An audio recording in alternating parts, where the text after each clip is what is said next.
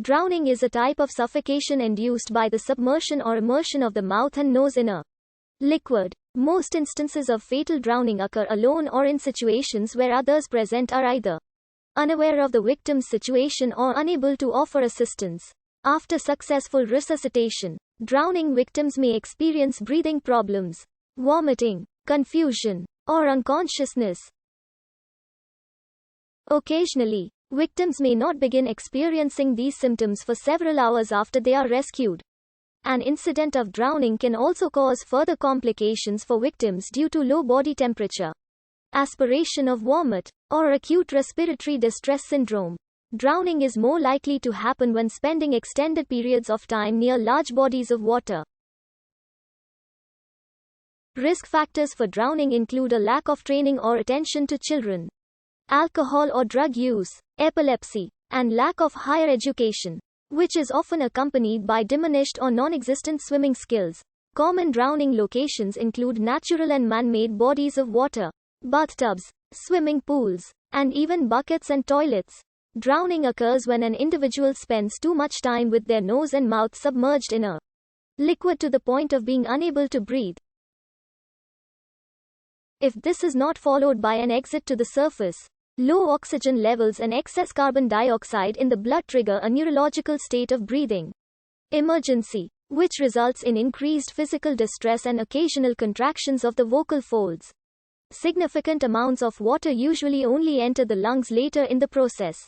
While the word drowning is commonly associated with fatal results, drowning may be classified into three different types: drowning with death, drowning with ongoing health problems, and drowning with no ongoing health problems.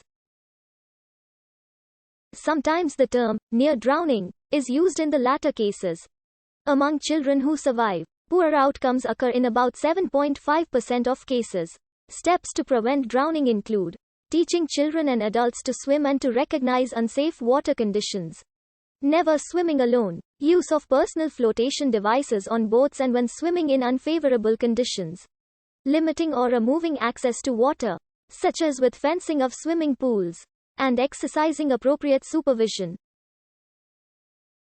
Treatment of victims who are not breathing should begin with opening the airway and providing 5 breaths of mouth-to-mouth resuscitation.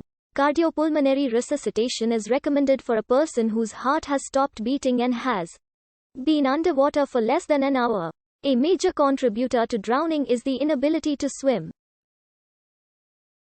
Other contributing factors include the state of the water itself, distance from a solid footing, physical impairment, or prior loss of consciousness.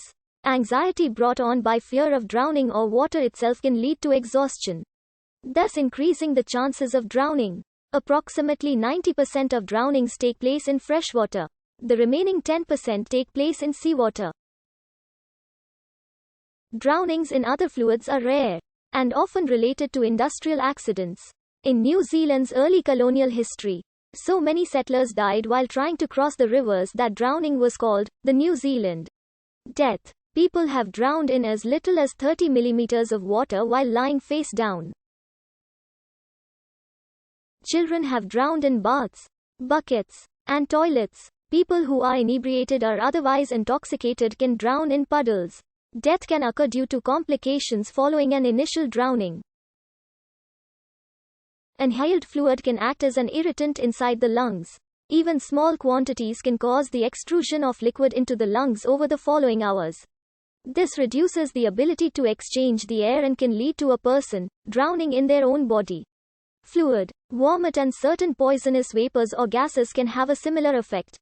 The reaction can take place up to 72 hours after the initial incident and may lead to a serious injury or death. Many behavioral and physical factors are related to drowning. Population groups at risk in the US are generally the old and young. Some additional causes of drowning can also happen during freediving activities. Drowning can be considered as going through 4 stages.